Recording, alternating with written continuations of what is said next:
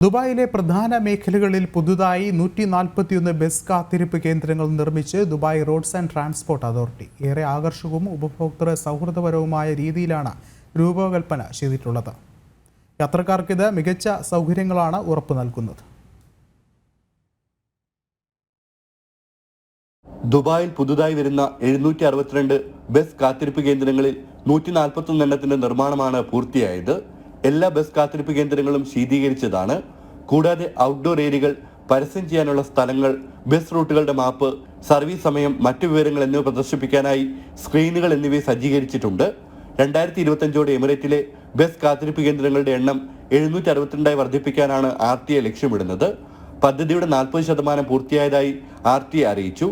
പുതുതായി നിർമ്മിച്ച ബസ് സ്റ്റോപ്പുകളിൽ നിന്ന് ഒന്നിലധികം റൂട്ടുകളിലേക്കുള്ള ബസ്സുകൾ ലഭിക്കും. ചില കാത്തിരിപ്പ് കേന്ദ്രങ്ങളിൽ 10ലധികം റൂട്ടുകളിലേക്കുള്ള ബസ് സർവീസ് ലഭ്യമാണ്.